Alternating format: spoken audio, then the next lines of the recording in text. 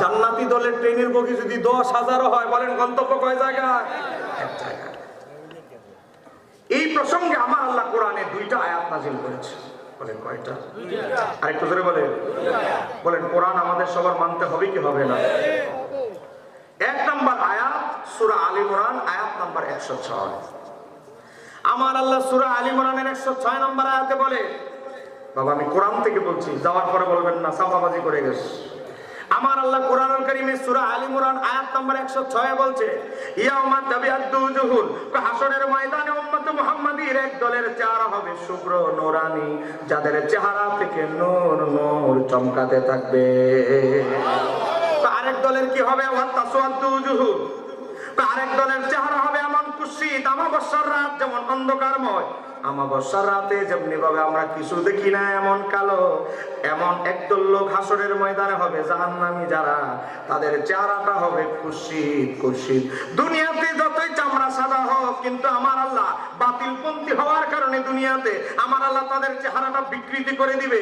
এজন্য আপনি যদি জান্নাতি দলের লোক হন, আপনার চেহারা থেকে নূর নূর চমকাতে থাকবে। আমি বলছি কোরআন থেকে। এবার আসেন এই আয়াতের ব্যাখ্যায় যাই। সবার আগে যাচ্ছে আমাদের বিরোধী ভাইদের কিতাব থেকে। আমার হাতে একটা কিতাব দেখতে পাচ্ছেন, এই কিতাবটার নাম হচ্ছে মাজমাউল ফাতাওয়া, লিখেছেন ইবনে তাইমিয়া। কুমিল্লা টাউনে গেলে পাবেন ইবনে তাইমিয়া স্কুল, আছে না? না,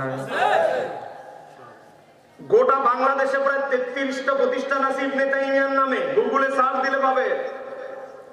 ইবনে তাইমিয়ারে কতটুকু ভালোবাসে তার কিতাব এটা, 19 নম্বর খণ্ড মাজমাউল ফাতাওয়া। এই দেখেন এটা 19 নম্বর খণ্ড। এই টোটাল বইটা হচ্ছে 32 খণ্ড। আমি 22,500 টাকা দিয়ে ক্রয় করেছি। মনে করবেন এটাই আলাদা বিক্রি হয়, এক খণ্ড কেউ আলাদা বিক্রি করে না, পুরো সেট কিনেছি 22,500 টাকা খরচ করে।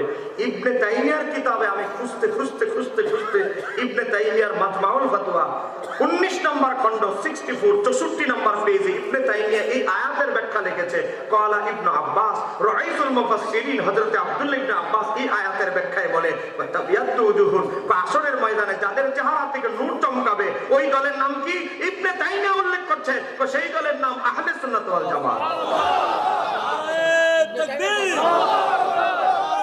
রিসালাত, ঈদে মিলাদুন নবী, মুফতি শহীদুল্লাহ বাহাদুর সাহেব।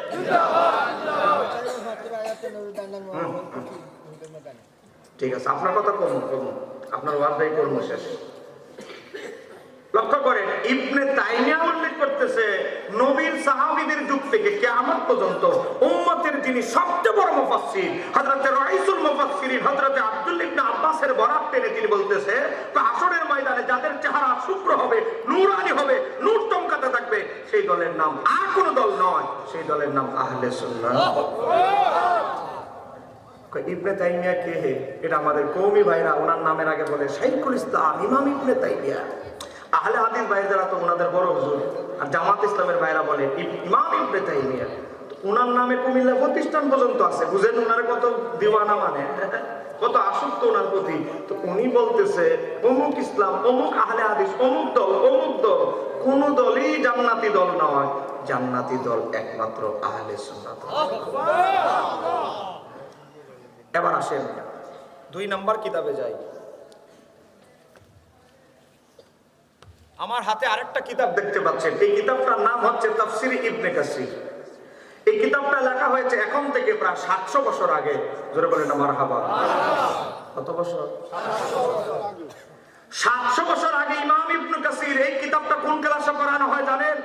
আলিয়া মাদ্রাসায় মাস্টার্স এমএ ক্লাসে তাফসীর বিভাগে পড়ানো হয়। আমি যে কিতাবটা বলছি এটা পুঁথি বই, বাজারের বই, আপনাদের কচুয়া বাজারে পাওয়া যায় এমন বই নয়। ইমাম ইবনে কাসিরের এই কিতাব কোন ক্লাসে পড়ানো হয়? মাস্টার্সে, এমএ ক্লাসে।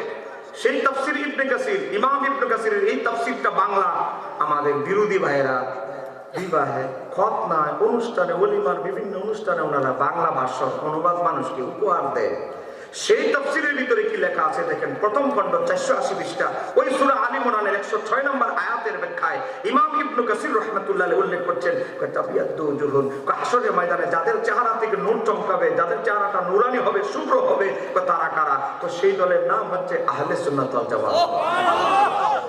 এখানে শেষ না, ওয়া তাসওয়াদু জুহুন, কাদের চেহারাটা কালো হবে, কুৎসিত হবে, আহলিল বিদআতি ওয়াল ফিরকাতি, যত 72 ফিরকা আছে, খারিজি, ওয়াহাবি, মুতাযালা, কদরিয়া, জাবরিয়া, শিয়া, যত বাতিল ফিরকা আছে, তাদের চেহারাটা হবে কুৎসিত।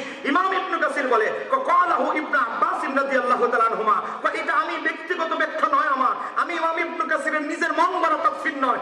কার তাফসীর? নবীর আপন চাচাতো ভাই, নবীর রাসূলুল্লাহর আপন চাচাতো ভাই, সাহাবীদের যুগ থেকে কিয়ামত পর্যন্ত উম্মতের যিনি সবচেয়ে বড় মুফাসসির, এটা তার ব্যাখ্যা। জোরে বলেন না মারহাবা।